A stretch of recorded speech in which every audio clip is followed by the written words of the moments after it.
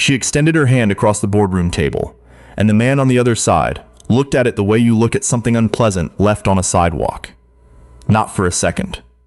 Not with hesitation.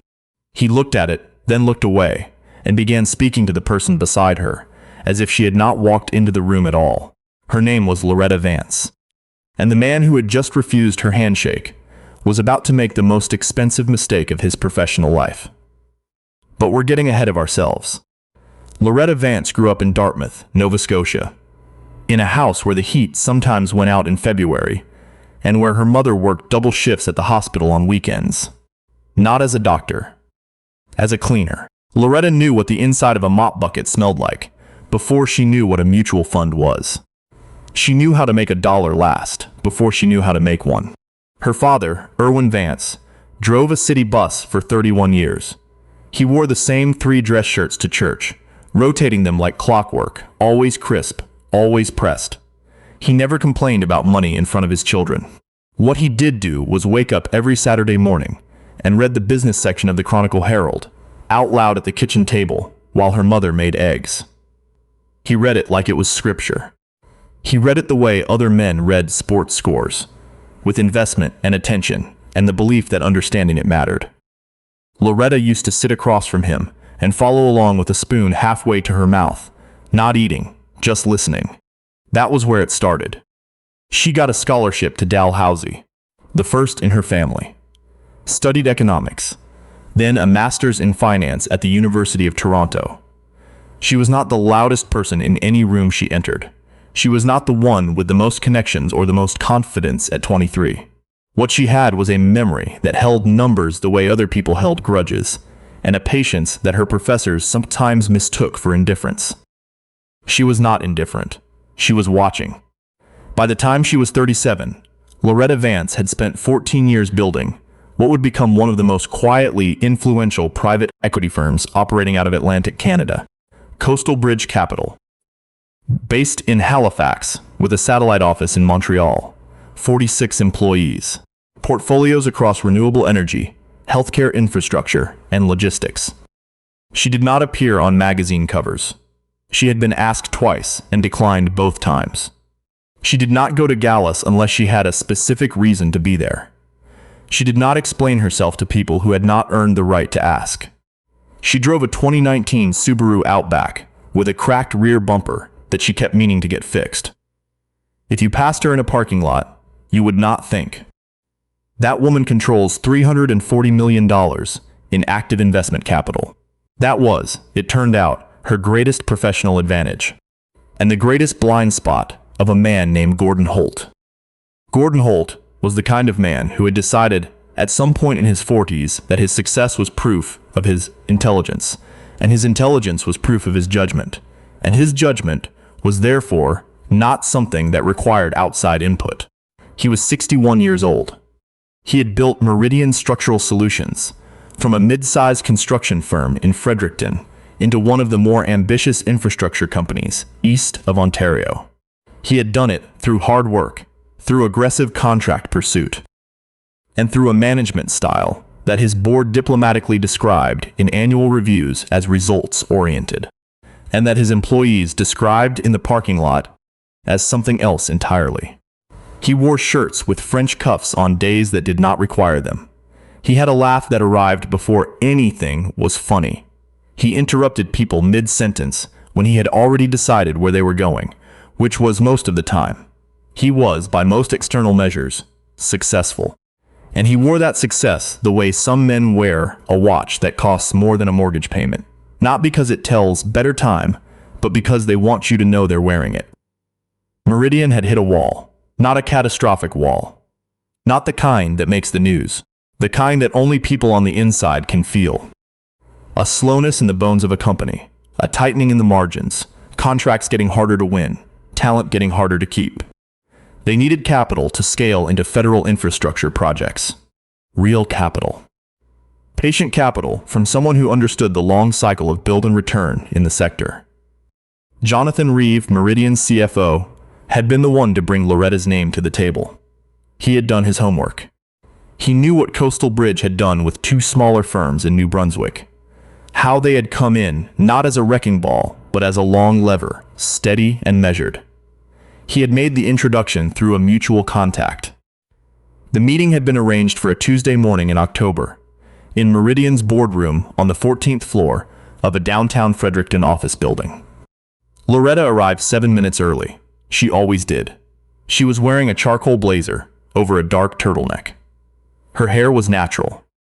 She carried a slim leather portfolio that had belonged to her father, worn at the corners, its brass clasp a little stiff. Inside it were 48 pages of due diligence on Meridian that her team had prepared over 6 weeks. She had read every page twice and written margin notes in pencil. She was not there to be impressive. She was there to understand. The assistant led her into the boardroom. 3 of Meridian's senior team were already seated. Jonathan Reeve stood and extended his hand immediately, warm and professional. He introduced the others, 2 vice presidents, a senior project director. They all shook hands. They were polite. They were, it was clear, a little nervous. Gordon Holt arrived 4 minutes later. He came through the door with the particular energy of someone who believes that the moment they enter a room, the room should feel it. He shook hands with his own team, exchanging brief words with each. Then he moved down the table toward where Loretta was standing. She extended her hand. He looked at it. He looked at her, and then he turned to Jonathan Reeve and said, "Can we get some water in here? And I'll take a coffee." He sat down. Loretta's hand came back to her side. If you had blinked, you would have missed it. If you had been watching the window, or checking your phone, or adjusting your chair, you would have had no idea anything had happened. There was no scene, no raised voice, no moment that could be pointed to easily. Just a hand offered, and a man who chose not to see it. The room had gone very still in the way that rooms go still when something happens that no one is going to acknowledge out loud. Loretta sat down. She opened her portfolio. She clicked her pen once, and she began to assess. Gordon opened the meeting by talking about himself for 11 minutes. Not about Meridian, exactly. About his vision for Meridian. About what he had built, where he had taken it, what he believed it was capable of. He spoke with the fluency of a man who has given this speech many times and has long since stopped checking whether the audience is following.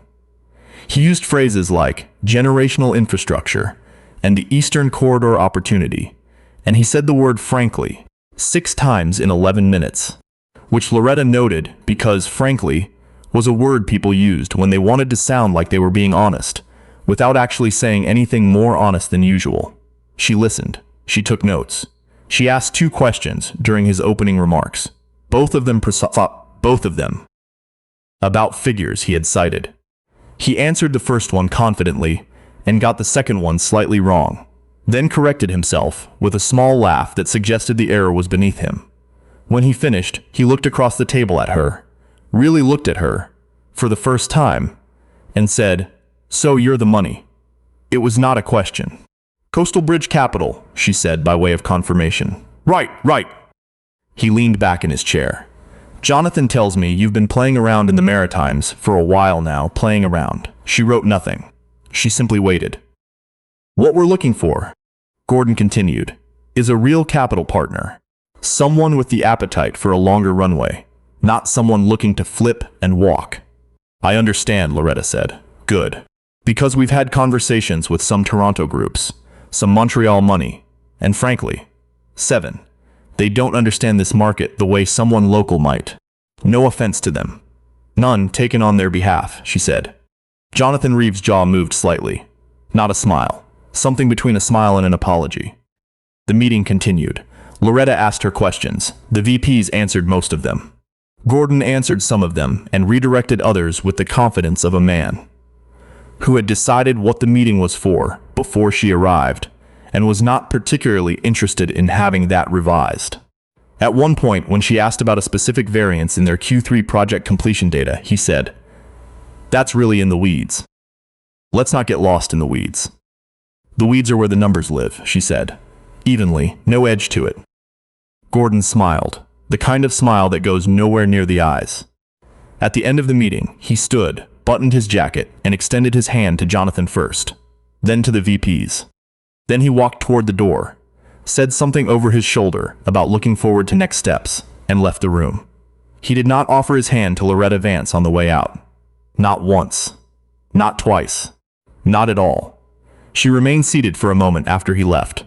She closed her portfolio and refastened the brass clasp, which gave a small, firm click. She thanked Jonathan Reeve and the rest of the team. She was gracious. She was professional. She gathered her things without hurry. Jonathan walked her to the elevator. She could feel him trying to find something to say. It was good to get the picture, she told him, which was true. Mrs. Vance, I want you to know, he started. You don't have to, she said. The elevator arrived. She stepped in. The doors closed. In the car, she sat for a moment before starting the engine. She looked at the worn clasp on her father's portfolio on the passenger seat. Then she drove back to Halifax. She did not call Jonathan Reeve the next day. Or the day after. She was not ignoring him. She was thinking. There is a difference, and Loretta Vance had always known the difference. She thought about Meridian's fundamentals, which were genuinely interesting. She thought about the federal infrastructure pipeline in Atlantic Canada, which was real and significant. She thought about Jonathan Reeve, who was clearly competent and clearly aware that his CEO was a liability, and who had probably known it for longer than he let on. And she thought about Gordon Holt. She thought about the hand she had offered. She thought about the coffee order. She thought about playing around. She thought about the 11 minutes. She thought about the weeds. She had been in rooms like that before. Not always, but before. And she had learned something important over the years. Something her father had never had to say out loud, because he demonstrated every Saturday morning at the kitchen table. You do not spend your resources where you are not seen. Not your money. Not your time. Not your expertise. If a man cannot extend basic courtesy to you in the first 60 seconds, he will not respect your judgment in the next 60 months. He will take your capital and your strategy and your patience, and he will attribute the results to himself. And he will smile at the press release, and you will have spent years building something that carries his name and his contempt simultaneously. She had seen it. She knew the shape of it. On Thursday, she called Jonathan Reeve. I've completed my assessment, she said, and she could hear him hoping. Meridian is not the right fit for Coastal Bridge at this time. A pause, a long one. Mrs. Vance, the fundamentals of the business are solid. The market position is real. The gap in leadership culture is not something we're positioned to bridge in the time frame that would make this work for either party.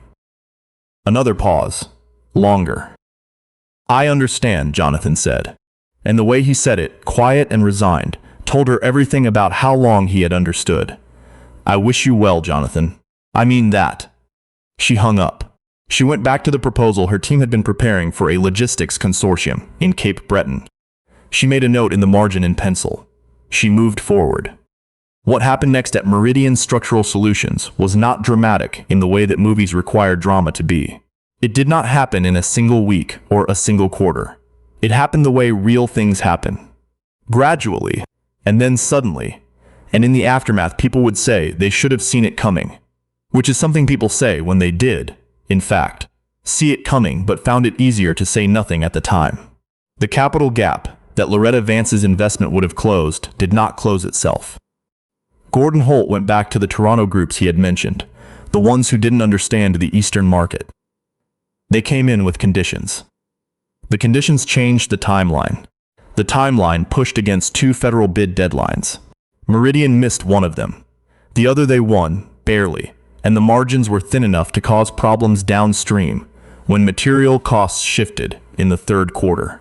There were other factors, of course. There always are. A key project director left in January. The same one who had been in the boardroom that October morning. The one who had watched Loretta's hand come back to her side. She went to a smaller firm in Moncton that offered her a path to partnership. 2 junior engineers followed her within 3 months. It was the kind of talent loss that doesn't show up in a single line of a balance sheet, but accumulates quietly in the margin between what a company can promise and what it can deliver. By spring, the board was asking questions they had not been asking 6 months earlier. Gordon Holt answered them with the confidence of a man who had always answered questions with confidence. Which is a different thing from having answers. In May, Jonathan Reeve resigned.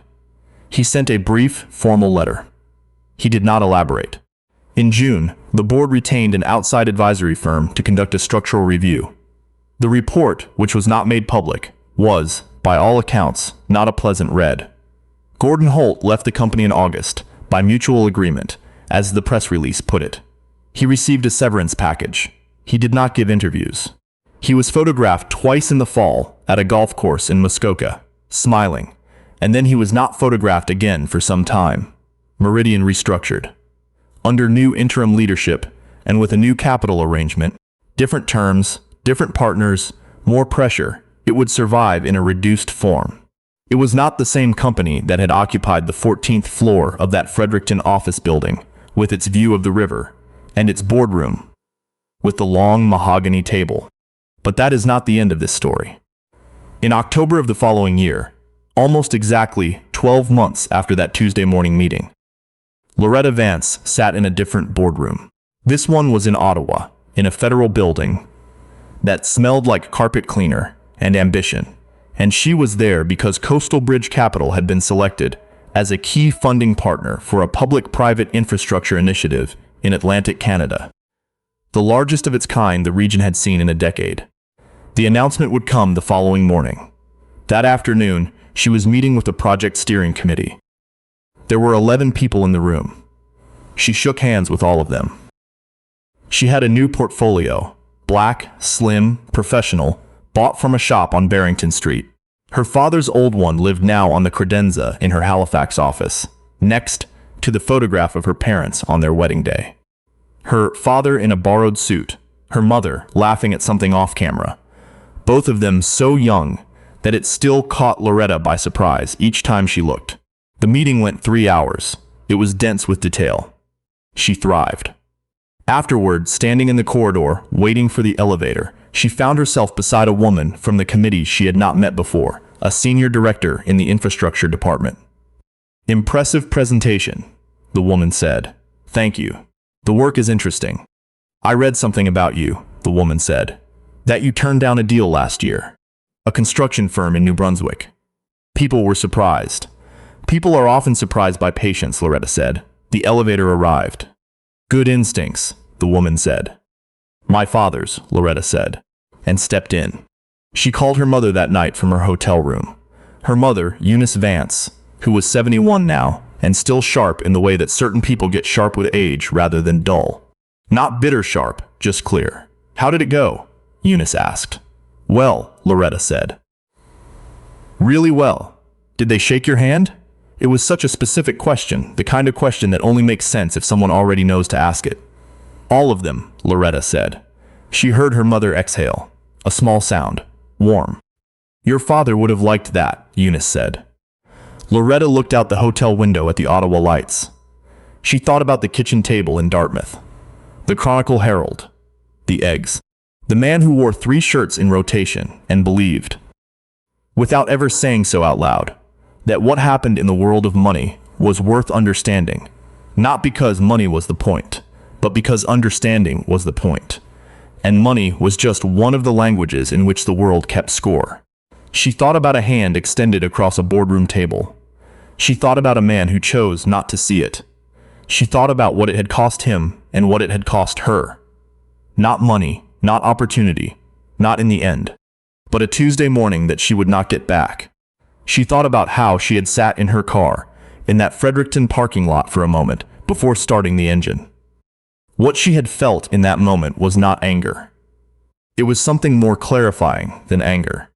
It was the sensation of understanding something completely, not for the first time, but fully, with no remaining doubt. She had closed the file on Meridian that afternoon, and she had not reopened it, not because she was walking away from something, because she was walking towards something else. She always had been. "Get some sleep, Mom," she said. "You too, baby," said Eunice. "Eat breakfast tomorrow." "Real breakfast, not just coffee. I will." She wouldn't, but she said she would. She hung up and looked at the Ottawa lights a little longer. Then she opened her laptop and went back to work. If you're watching this, and you've ever been in a room where someone chose not to see you, where your hand was left in the air and the conversation moved on as if you hadn't spoken, then you already know what Loretta knew. You don't have to make noise. You don't have to prove anything to anyone who has already decided not to look. You close the portfolio, you click the clasp, you drive back to Halifax, and you do the work. If this story stayed with you, leave a comment below. Tell us what moment hit hardest. And if you're new here, welcome to Birthright Tales. Subscribe and come back. There are more stories where this one came from.